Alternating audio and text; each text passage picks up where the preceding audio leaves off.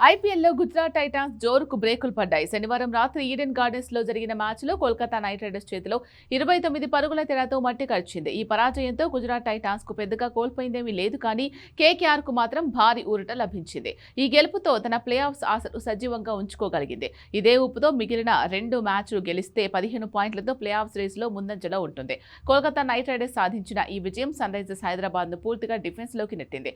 14 పాయింట్లతో ప్రస్తుతం పాయింట్ల పట్టికలో 3వ స్థానంలో ఉంది. జట్టు కేకేఆర్ తో సమానంగా ఇంకో 2 మ్యాచ్లు మిగిలున్నాయి. ఈ రెండింటినీ ఖచ్చితంగా గెలిచి తీరాల్సి ఉంటుంది సన్ రైజర్స్ కు. కేకేఆర్ కంటే ఎక్కువ పాయింట్లు సాధించాలి అంటే ఒక దాంట్లో గెలిచినా సరిపోతుంది, కానీ రాజస్థాన్ రాయల్స్, ఢిల్లీ క్యాపిటల్స్ పోటీకి వస్తాయి. ఈ 2 జట్లు కూడా ఇంకో 2 మ్యాచ్లు ఆడాల్సి ఉంది. కేకేఆర్ సాధించిన ఈ విజయంతో ప్లే ఆఫ్ రేసు అనూహ్య మలుపులు తిరిగింది. ప్రస్తుతం Gujarat Titans, Royal Challengers Bengaluru, Sunrisers Hyderabad, Punjab Kings, Rajasthan Royals, Chennai Super Kings, Delhi Capitals, Kolkata Knight Riders playoff బెర్తుల కోసం తీవ్రంగా పోటీ పడుతున్నాయి.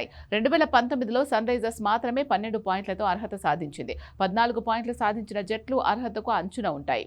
కేకేఆర్ గెలిచిన తర్వాత అందరి చూపు సన్ రైజర్స్ హైదరాబాద్ పైనే పడింది. 12 మ్యాచ్లకు 14 పాయింట్లతో ప్లే ఆఫ్స్ రేసులో నిలిచినప్పటికీ మిగిలిన రెండిట్లోనూ గెలిస్తే ఎటువంటి నెట్ రన్ రేట్ ఇబ్బందులు లేకుండా నేరుగా ప్లే ఆఫ్స్ కు దూసుకెళ్తుంది. గుజరాత్ టైటాన్స్ తో ఓటమి కారణంగా ఆ జట్టు నెట్ రన్ రేట్ +0.331కి తగ్గింది. టాప్ 4 రేసులో కొనసాగడానికి మిగిలిన లీగ్ మ్యాచ్లో విజయం సాధించడం వారికి అత్యంత కీలకం.